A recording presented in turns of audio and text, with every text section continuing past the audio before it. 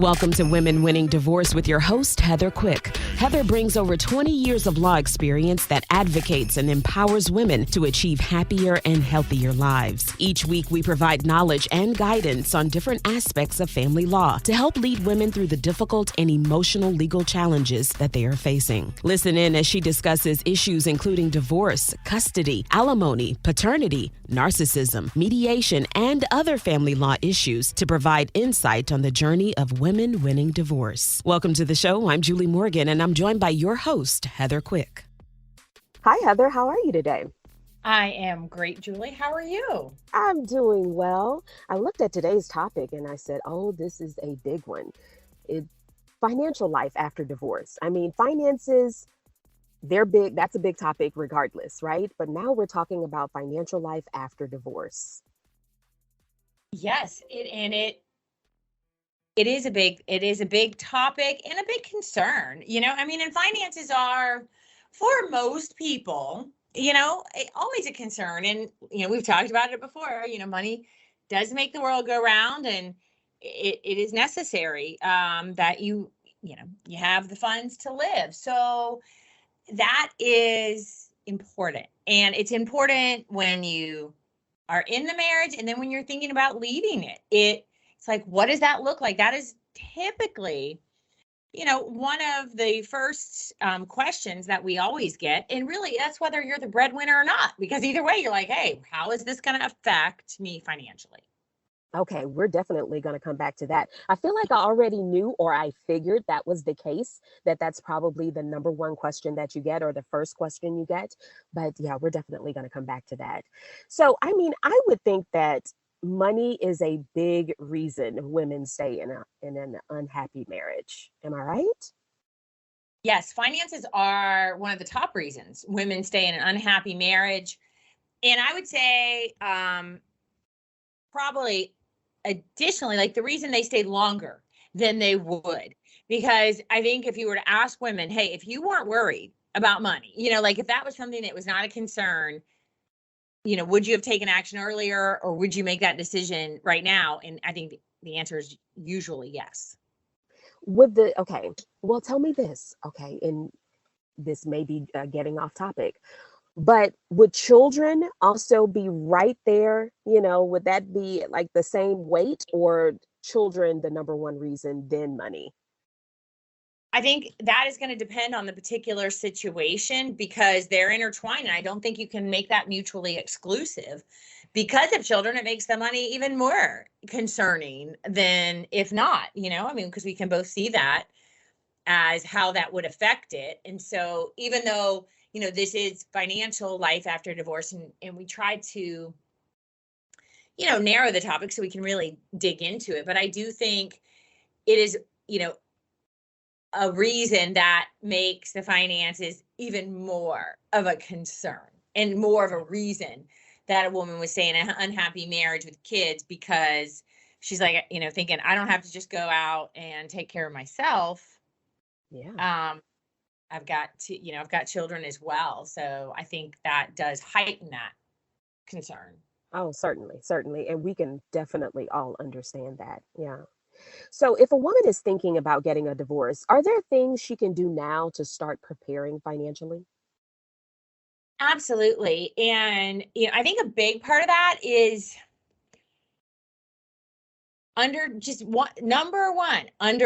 begin to understand that I'm going to have to pay attention, because I'm not going to say, yeah, you got to go get all the information. That could be very overwhelming. I think the first things is really beginning to accept that I'm going to have to learn what's going on. And he may or may not teach you, that you may be through the divorce process, but that is going to be different. Because I think many times that is a hurdle and a fear, because they haven't been the one to deal with it. Hmm. And fear is also a major hurdle, right?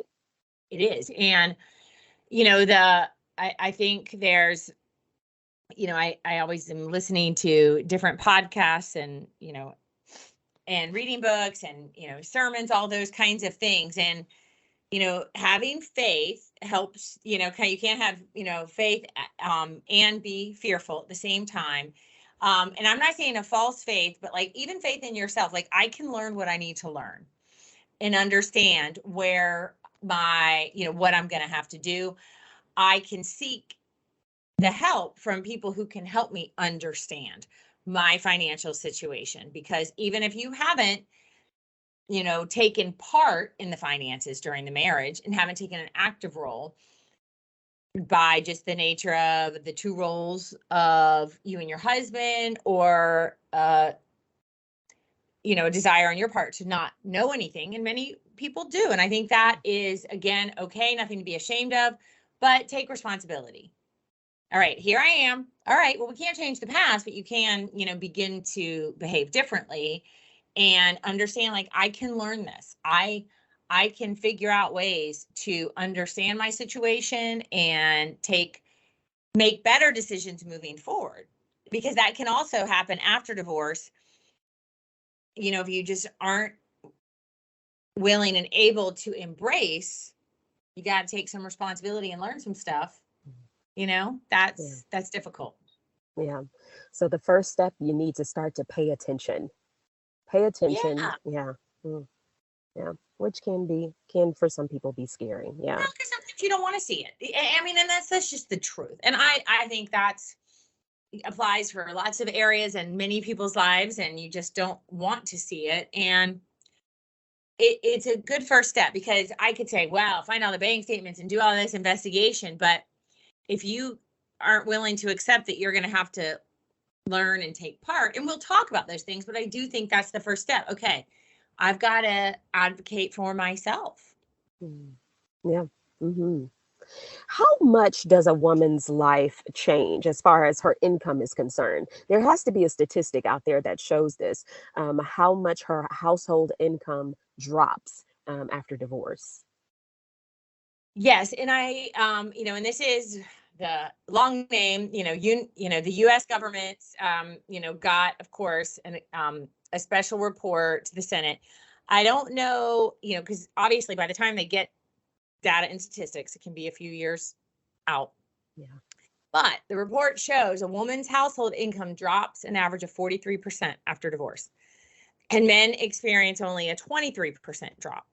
And I know that's shocking to you, Julie, and it is shocking to me, but not terribly surprising, because this, they're taking data from, the whole U.S. and every different, socioeconomic area, and probably, just more people whoever's willing to give that information. But it does, if, men, depends when you get divorced and what the trajectory of each person's career is. And I hope that we begin to see a change of this over the next, 15 to 20 years, where women are, there's so many women, small business owners and executives, and that we don't see that much of a drop, that could be more based on a one income household, and men in positions of higher earning and in jobs where they've earned more. And particularly, let's say if you're divorcing in the 40s, most individuals in their career begin to hit their stride in their highest earnings in their 50s and 60s. And that's based on, all the time they've put into that, and in particular in it, executives, or, they've been doing it, and then they're really going to start to, climb up and start making substantially more money. So if you're that high earner, you get divorced and everything's split, but you're still working at that level that you've put all these years into, you're going to recoup that, versus if you have never worked. That's why the divorce is so important, to get as much as you absolutely can and to really understand your financial situation, because it matters. Yeah. I think about the fact that, some women do stay home. And obviously that contributes, like you said, that one income household.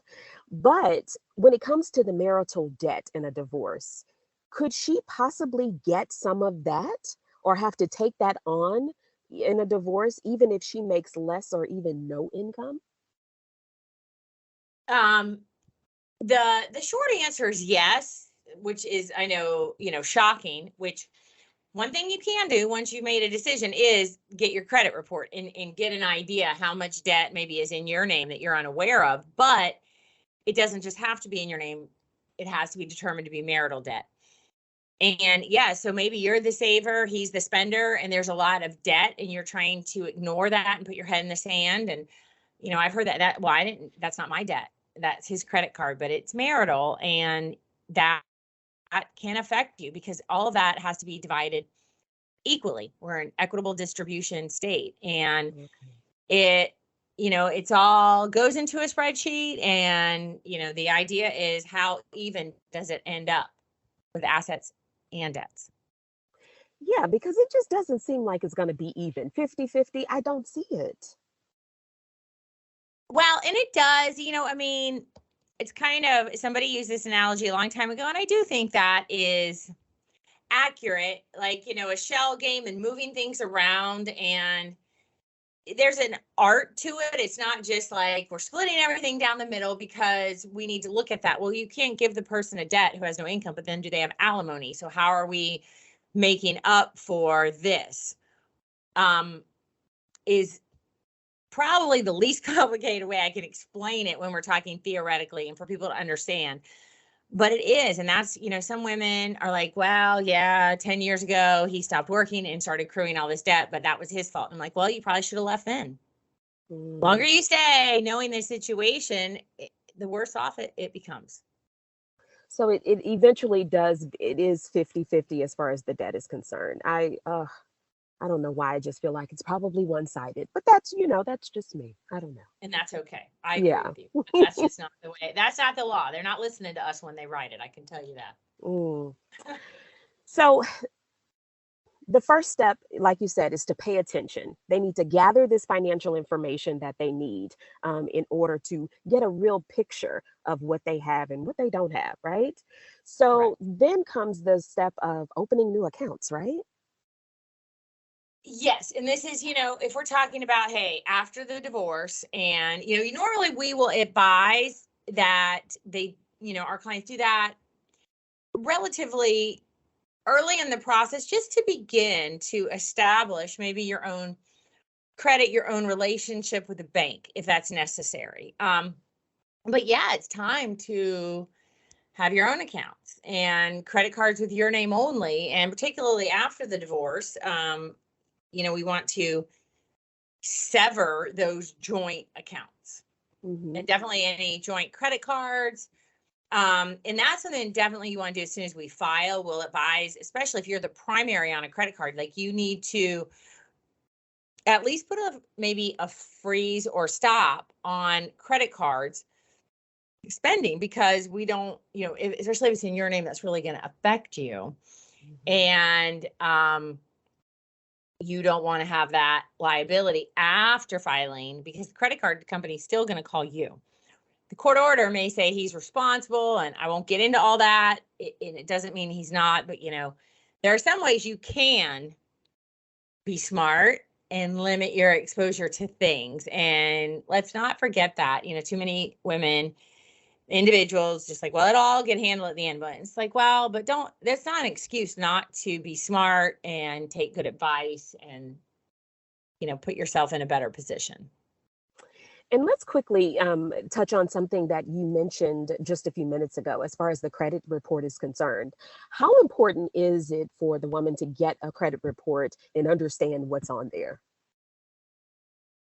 I would say that's very important, and there's tons of information on there. I mean, it's like nothing ever goes away. It's like when you get those security questions, like, did you ever live? And I'm thinking, was that like 30 years ago? Like, I don't remember if I ever drove a brown car, things like that. So yeah, that's where it's coming from, this credit report. So yes, you can get a lot of information. And I think, anytime I've heard anything on financial counseling, or for anybody, like everybody should check it every year, because there's so much fraud, and there, can be inaccuracies, but it can be very eye-opening to see your credit report and, really what's on there. Yeah. And of course, they can go to one of the credit bureaus to do that. You're listening to Women Winning Divorce with Heather Quick, owner and attorney for Florida Women's Law Group. When we return, we're going to talk about budgeting and income. Stay with us.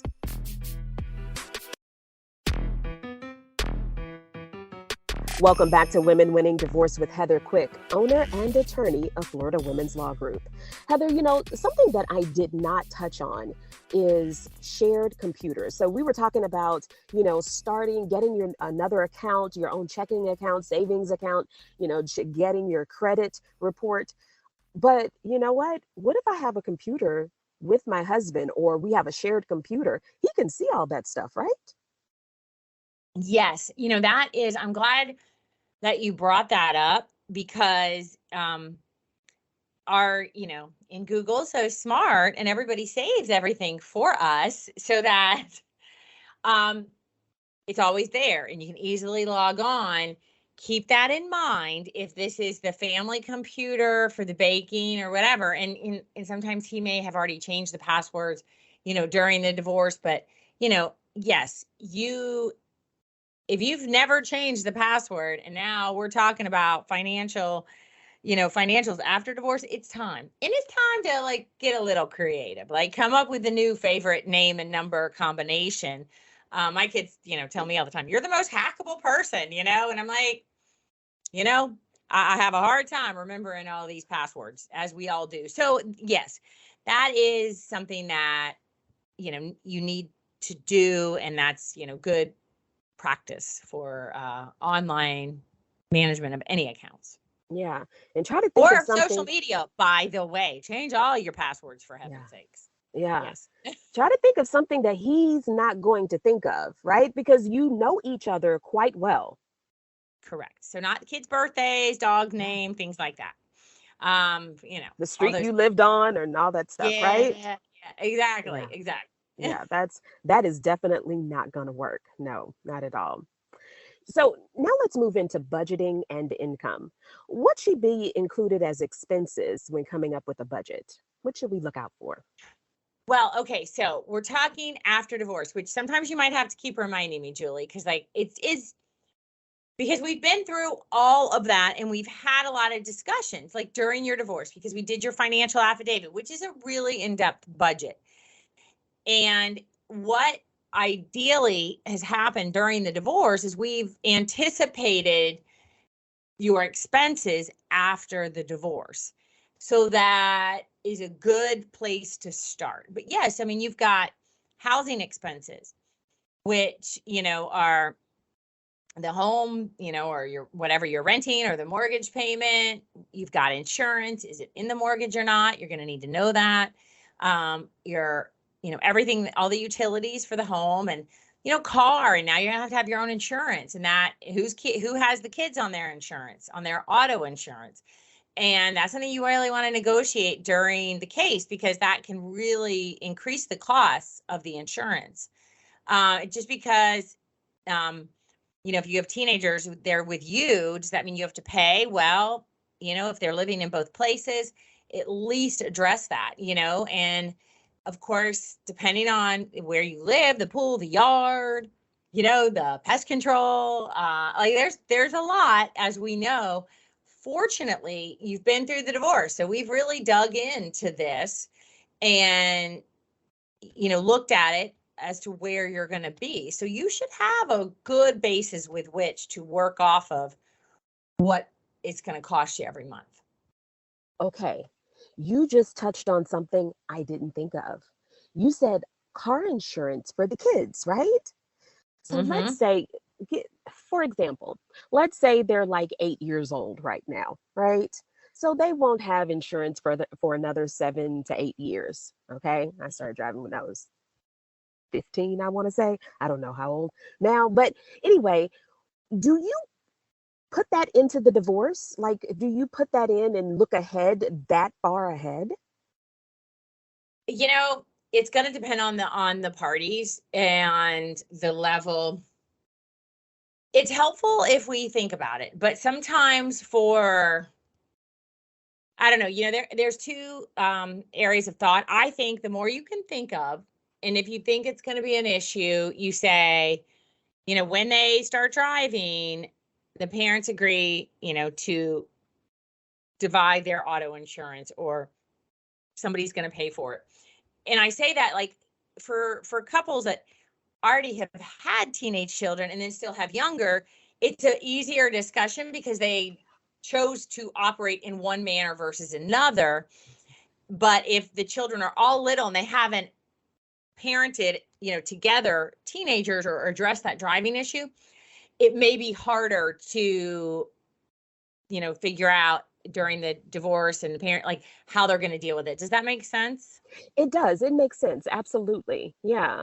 They're trying to, it's like already it's a lot to deal with. And then I'm talking about auto insurance for kids. Like I'm trying to throw something else in there, you know?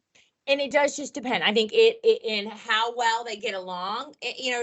I know we talk about all the ranges of cases. Some people really, you know, we're still working, through attorneys, but on issues like that, they're like, we're gonna be able to figure that out. And there are some couples or clients that are like, we're never gonna be able to figure that out. Mm. They share with me, I don't think we're ever gonna be able to be on the same page. But with time, so if the oldest is 8, you just gotta hope that with time it does. But you know the person that you married and the one you're divorcing, and they're the same and they're gonna remain the same. It's very unlikely they're gonna change a whole lot. Mm. I fear that a lot of women end up with that bill, but I don't know. That's just my thought. Mm. What is one thing that women forget to budget for? Um, Sometimes, like, could be taxes, and it is something, trying to think, like repairs, things that you're not anticipating. Well, Mhm. because we don't, and obviously they're not anticipating. And that's like if you keep the house, a lot of times that is one of the most valuable assets that the parties have. And if there's a lot of value in the home, but you're keeping it for, hopefully because it makes sense financially. But at the end of the day, if the air conditioning goes out, that can be, a big expense if it can't be repaired. And so those are some of the times, that's another reason to keep in mind where, are you choosing to live. And the newer the place and, what goes on, the less hassle, the less unexpected, upkeep and emergency repairs that you will have. Yeah, that is so true. That's true. And another thing that I thought about is, what about their own retirement? They may forget about that as well. Yes, if there was retirement that was divided during the marriage, then okay, they're going to have some moved over into their own retirement account. And that's true if they've never worked and now, they're receiving maybe alimony. Usually there's not what we would call a savings component in that. So that's, an opportunity for women to look at, hey, what can I do work wise that can help me earn extra money, maybe even just to save and Mhm. plan. There's so many opportunities now. I just feel like the world is wide open and you don't have to have a college degree to do a lot of things. For example, YouTubers, obviously that's a little bit more of a learning curve, but there's a lot out there. That's all Mhm. I'm saying. Opportunity is everywhere if you're open to think about it. Yeah. I didn't think about that because they could work now to save for their retirement later, and whatever they're getting with alimony can be used more for their expenses now. Exactly. I mean, there's just, I think, there are a lot, of course, that anybody makes in budgeting and income, not anticipating taxes when you are like, well, I need that 401k money. That's just never a good idea.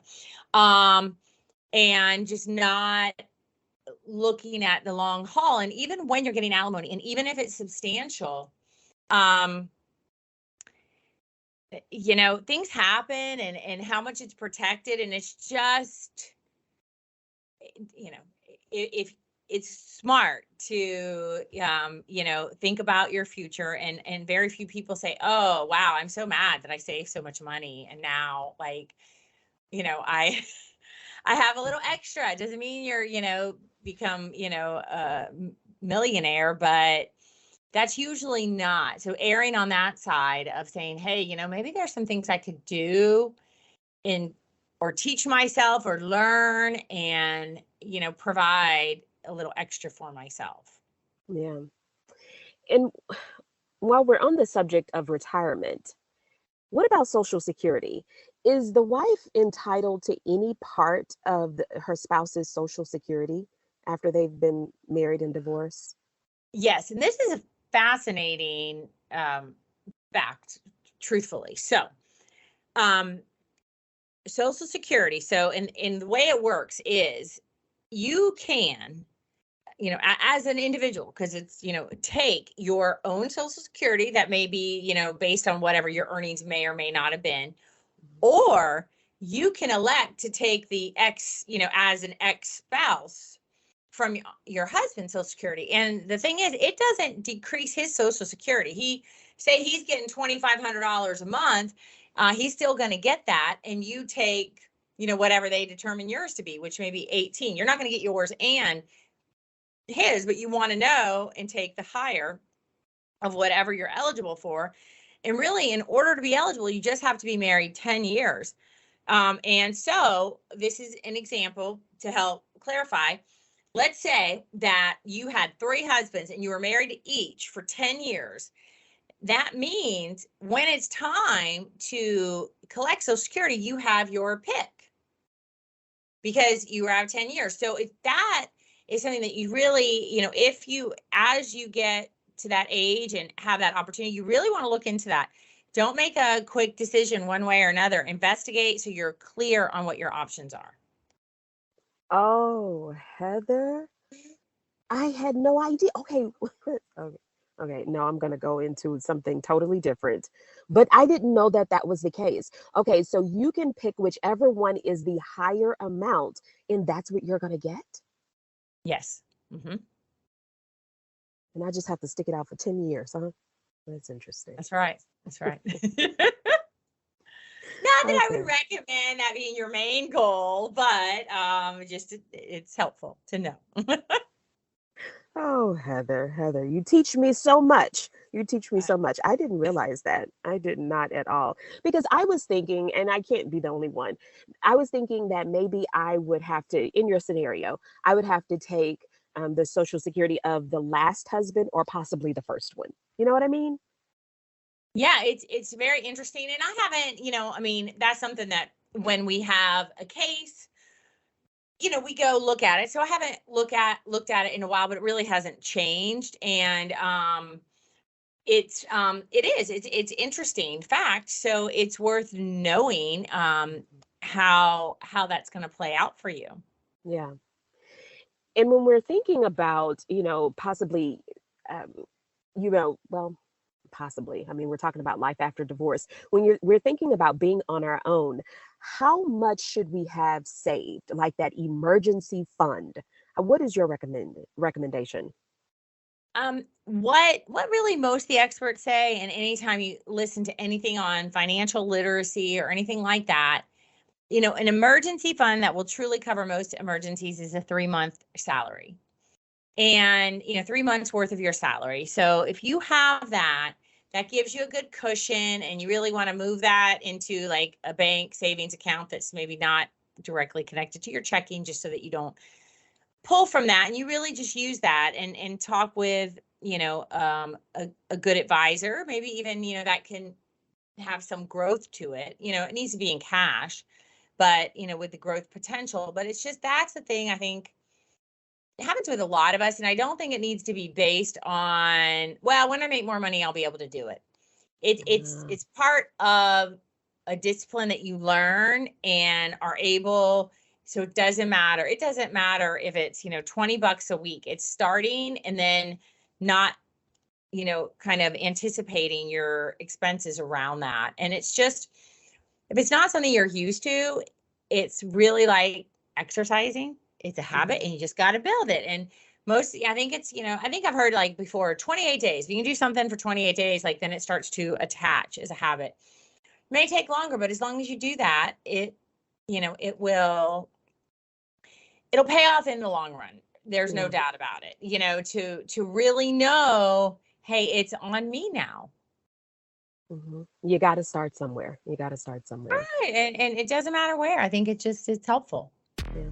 You're listening to Women Winning Divorce with Heather Quick, owner and attorney of Florida Women's Law Group. When we return, we're going to talk about what to do post-divorce. Stay with us. Welcome back to Women Winning Divorce with Heather Quick, owner and attorney of Florida Women's Law Group. Heather, you know what? I was thinking about this, and this is something that you touched on a little bit as far as, getting work and possibly using that money to save for later. But another thing I thought about is don't take on more debt, personal loans and credit cards. Try not to do that. Yes. And I know that can seem hard, but that can spiral, and that's, that compound interest, and it just keeps going and going. And that is kind of like what we were talking about, and we will talk about post-divorce as far as, professionals who can help guide you and really work on your understanding, your budget, your income, and the savings component. hmm And another thing I thought about is, let's say if I am getting child support or if I am getting alimony, I mean, should I look at that and say, "Oh, this is my bread and butter"? Um, well, it again, that is coming from an individual. I mean, things happen. Really, even if there is life insurance, things happen, and that's great. But I think it's a wonderful idea to find something you can do, even if it's part-time, based on what's going on in your life and your responsibilities. If you have children, but you'll feel better. It'll give you confidence. There's so many remote jobs and part-time and just different things where you can kind of have some time for yourself and be proud of yourself for what you're able to do. Like I said earlier, I hire freelance workers, all the time for different projects based on their skill sets. So I really, I think that's an important, wonderful thing to do, because then you're really building your self-confidence Hmm. I like that. I like that. and And putting that's a one little of the money more in the bank as well, you yeah. know? Yeah. And that's one of the first things that when we first met, one of the first things you talked about was empowering women. And at that time, I could not connect the pieces, right? But Right. now I do. I can connect that. It totally makes sense. Totally Mhm. makes sense. So, Heather, what about after divorce? Alrighty. Who are the people that I need to really talk to? So, really good idea to talk to a financial professional. And that can be like, there's a lot on that spectrum. We definitely, can recommend depending on your situation, but you should talk to a CPA for sure. Understanding taxes, tax implications of what you have and things that you do. A financial advisor is always a great conversation to have, so that, particularly if you did receive money that's going into your own, say, IRA, and just because, one, you got these, division, and now it's about learning and educating yourself with, hey, this is what I have. How do I make this money work for me? And those are scary conversations. I think across the board for most people who haven't, been indoctrinated in the financial world, and um, but the sooner you start, the better, and the less scary that becomes. Mm. So, finances, that's one of the first things that women talk to you about, or that's one of the first questions that they have. Mhm. At that point, do they say, "How is this going to work? How am I going to do this? How is this going to happen? And is that when you point them in that direction, you tell them, hey, you probably need to do this sooner rather than later? Yes, because we've been intricately involved in your, financial life through your divorce. And so, yes, we're going to direct you. And it's just, it's one step at a time, one person at a time. And you're going to have a list and just check it off, and look at that, are your beneficiaries. That's something that people don't, always think about, but, you don't want your ex-husband as your beneficiary if something were to happen to you. So those things need to be changed. Mhm. Mhm. Mm. Ooh, and also I thought about, what if your children they're the beneficiary, but they're under 18? Would that automatically go to the husband? I just thought about that. That was No, random. well, it doesn't, but it does, because if they're minors, then who will be their guardian? But if you want to appoint, you can create a trust in a will that you don't have to fund. There are some very simple, basic things, which does include a will, an estate plan. And by that, again, it's not meant to, scare anybody. Some people are like, oh, I don't need that. But you might. You ought to. And if you have any children or property, you do. And there's some simple things, not complicated, to protect you and to protect your children from like all the money going where your ex-husband has control of it. You can delineate that in many ways that I won't go into here, but there are things to do, and it's smart. It Mhm. makes sense. Again, it can seem overwhelming, but you don't have to let it be. It's just take one at a time. One at a time. And I thought about it, the fact that the financial advisor, they don't have a connection to this, right? There's no emotion. So that's a really good person to go see. They have your best interest at heart in terms of you're asking them for help, but the rest of it, they don't have.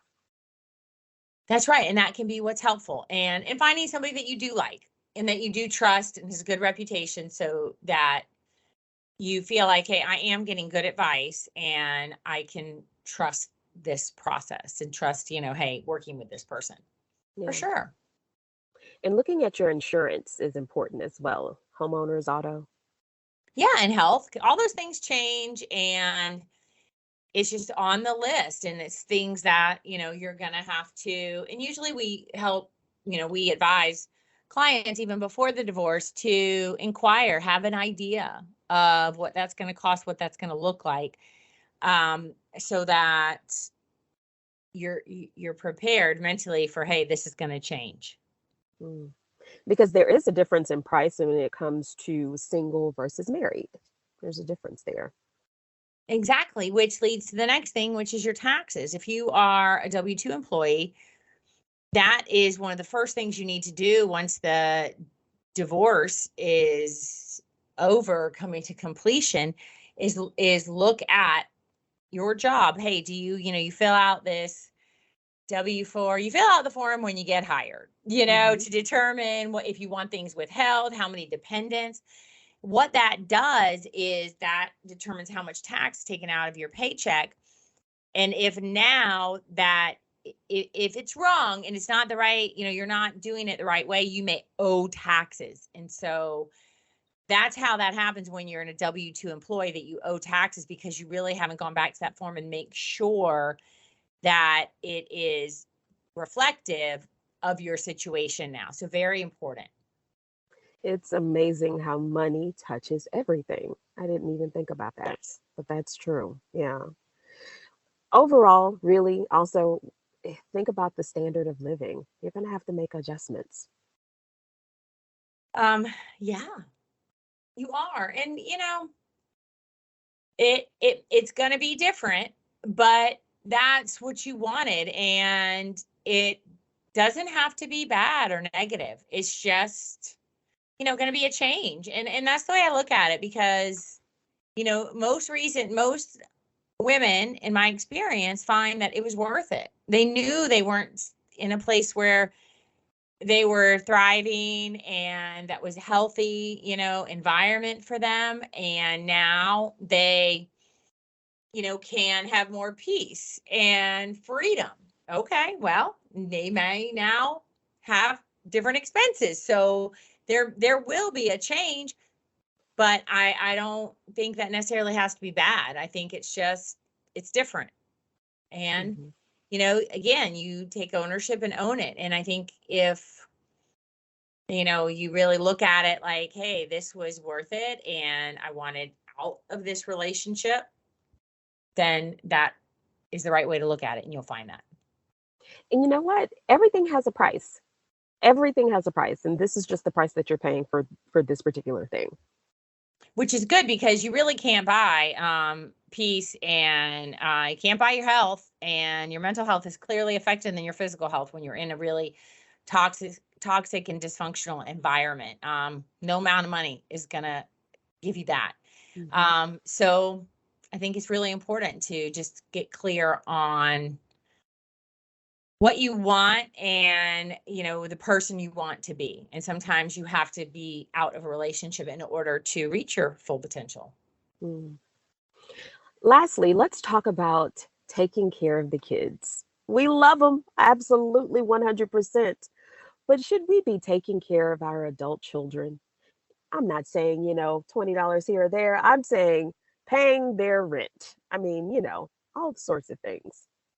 I think that as parents, you do things for a number of reasons. And it's as a parent myself, sometimes it's, hard to say no. Sometimes it's not hard to say no. But there are, there can be the guilt of the divorce, and you're making maybe not the best financial decision, but you're giving them more money than really you have to give. And I think that is a wonderful thing, this counseling, and, there are financial coaches and counseling. And I think that is an amazing thing because it helps you understand your beliefs about money and the way that the role it plays in your life. And that can help you. And then you can teach your children, even if they are adults, maybe some of what you learn. And that can be very helpful. Because they have way more earning potential than you do, possibly because of their age and their stamina and their, you know what I mean? So they could possibly and if they want to care of work, themselves. exactly. And that, I think as parents, that is our goal. We want to, raise, nice people who are independent and who can take care of themselves. They're going to go out and make a difference in the world, but that includes taking care of themselves. And again, that's just being realistic and real. And that's a truth that you may have to have a discussion with them that you may feel uncomfortable about. But, I don't think they want to see you destitute and poor either. Yeah, well, I hope not. Oh my. Heather, anything else you want to add on this topic? I think we've covered it. I think that the reality is there's going to be changes. And for women who are, in the process of divorce or even post-divorce, they've thought about it and they know. And, we are certainly here to be a guide and certainly give referrals. If you're at that post-divorce and, not sure who to talk to, we can help you. And maybe post-divorce and saying, hey, I don't have enough money. And, if there's a way that, whatever you are receiving can be modified because maybe, things weren't anticipated, it's worth looking at. You don't really know unless, you have a professional look at that. So if that's the case for you or someone please reach out to us at Florida Women's Law Group. We are certainly here to help you. Awesome. Heather, it's always great to see you. Great to see you too, Julie. Thank you very much. Thank you for listening to Women Winning Divorce. We hope you found information to help you navigate your divorce. If you like our show, please take the time to subscribe and provide a 5-star review. If you need more information, please visit our website at womenwinningdivorce.com, where you will find previous episodes and other helpful content. Join us next week as we continue our journey of women winning divorce.